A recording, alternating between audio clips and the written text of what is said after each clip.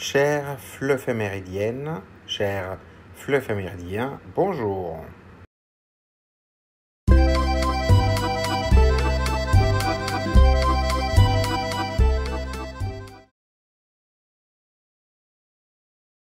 La Journée mondiale du jeu vidéo rend hommage à une industrie culturelle majeure qui rassemble des millions de joueurs à travers le monde.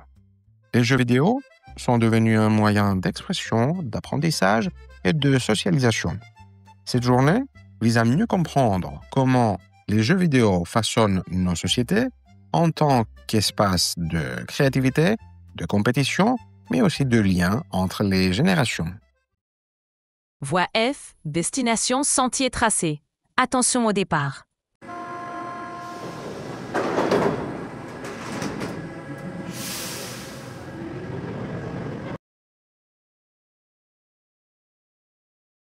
Première question.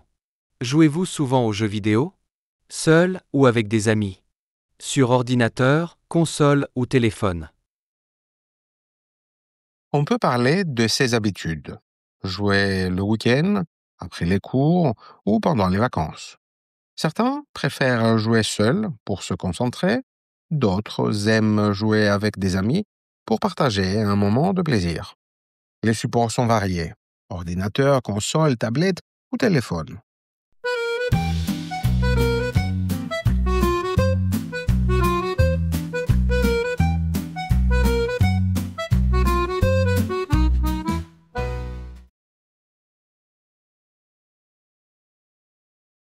Deuxième question.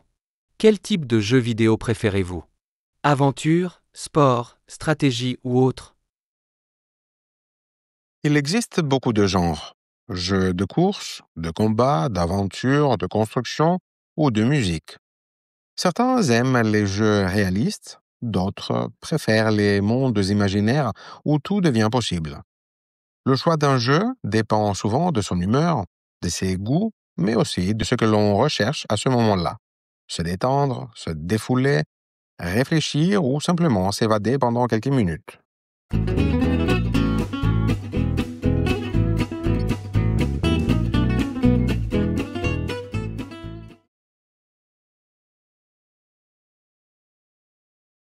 Troisième question. Selon vous, les jeux vidéo sont-ils bons ou mauvais pour les enfants et les adolescents? Les jeux vidéo peuvent être amusants et aider à développer la mémoire, la concentration et la coopération. Mais jouer trop longtemps peut fatiguer les yeux, provoquer de l'isolement ou rendre nerveux. Il faut donc trouver un équilibre.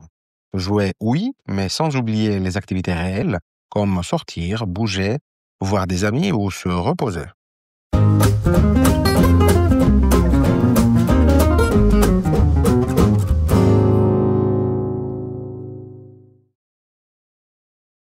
Voie L, destination terrain conquis. Attention au départ.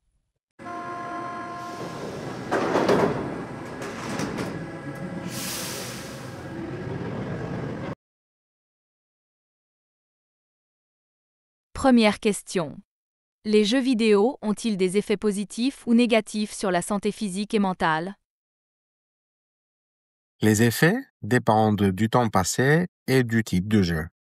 Certains développent la logique, la réactivité ou la créativité, tandis que d'autres peuvent favoriser l'isolement ou augmenter le stress.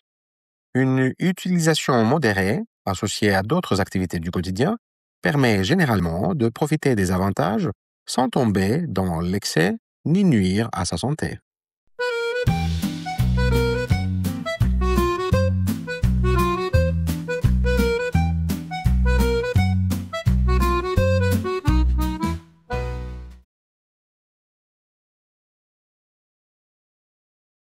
Deuxième question. Les jeux vidéo peuvent-ils avoir un rôle éducatif et être utilisés en classe? Comment? Certains jeux aident à apprendre l'histoire, les langues ou les sciences. Par exemple, des jeux de simulation ou de stratégie permettent de comprendre des phénomènes réels. On trouve aussi des jeux de logique pour entraîner le raisonnement, des jeux de construction pour développer la créativité, ou encore des jeux d'enquête qui stimulent l'observation et la résolution de problèmes.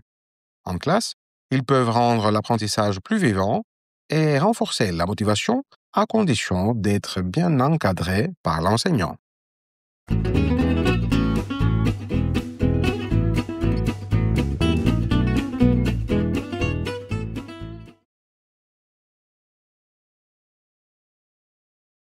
Troisième question. Pensez-vous que les jeux violents aient une influence sur le comportement? C'est un débat complexe. Les jeux violents ne transforment pas forcément les joueurs en personnes agressives, mais ils peuvent banaliser certaines attitudes ou diminuer la sensibilité à la violence. Tout dépend de l'âge, du contexte familial, du temps de jeu et de la personnalité du joueur. Une personne fragile ou très jeune n'y réagit pas de la même façon qu'un adulte.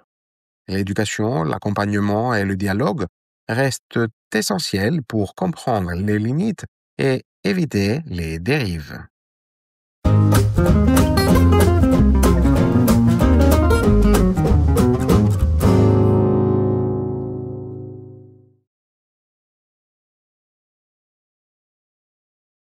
La Journée européenne d'information sur les antibiotiques encourage un usage responsable de ces médicaments afin de préserver leur efficacité et de limiter la résistance bactérienne pour les générations futures. Elle rappelle aussi que les antibiotiques ne sont pas automatiques et qu'une utilisation inappropriée met en danger la santé de tous. Voie E, destination, sommet atteint. Attention au départ.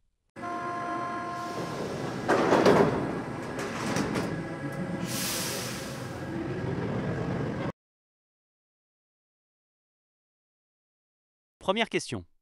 Si vous avez un mal de gorge, choisissez-vous l'automédication avec un antibiotique ou consultez-vous un médecin? L'automédication peut sembler pratique, mais elle reste dangereuse. Tous les maux de gorge ne sont pas d'origine bactérienne et dans la majorité des cas, les antibiotiques sont inutiles. Seul un médecin peut évaluer la situation et décider si un traitement est vraiment nécessaire. Prendre des antibiotiques sans prescription augmente le risque de résistance et peut rendre les traitements futurs moins efficaces, aussi bien pour soi que pour la collectivité.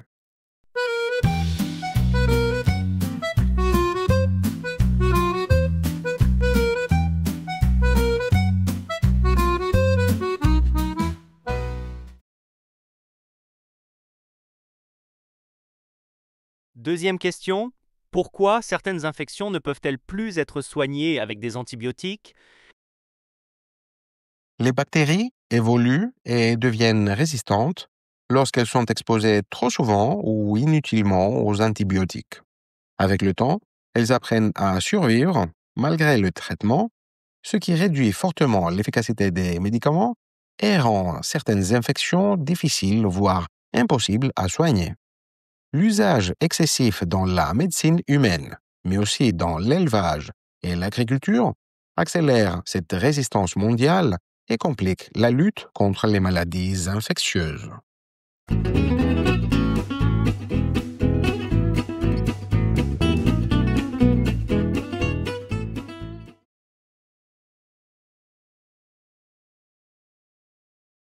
Troisième question. L'OMS classe l'antibiorésistance parmi les plus grandes menaces sanitaires. On dit que la mondialisation accélère la propagation des bactéries résistantes aux antibiotiques. Que faudrait-il changer dans les comportements pour limiter cette résistance? Il faudrait mieux encadrer la prescription des antibiotiques, interdire leur usage préventif dans l'agriculture, renforcer l'hygiène, la vaccination et l'accès au diagnostic, et informer clairement le public. De leur côté, les citoyens peuvent contribuer à freiner cette résistance en n'interrompant jamais un traitement, en évitant l'automédication, en ne demandant pas d'antibiotiques pour des infections virales et en respectant les recommandations médicales. La lutte contre la résistance est un effort collectif et mondial qui dépend autant des politiques publiques que des gestes quotidiens de chacun.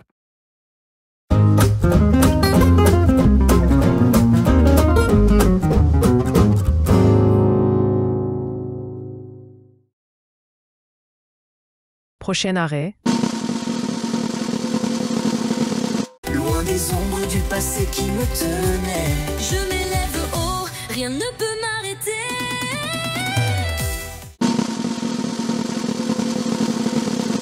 Un peu de rose, un peu de rouge, rouge, pour effacer le ciel noir et gris. Merci d'avoir regardé cette vidéo. Si elle vous a plu, mettez un pouce bleu et abonnez-vous pour ne rien manquer. N'hésitez pas à la partager si vous la trouvez utile et à laisser un commentaire pour donner votre avis.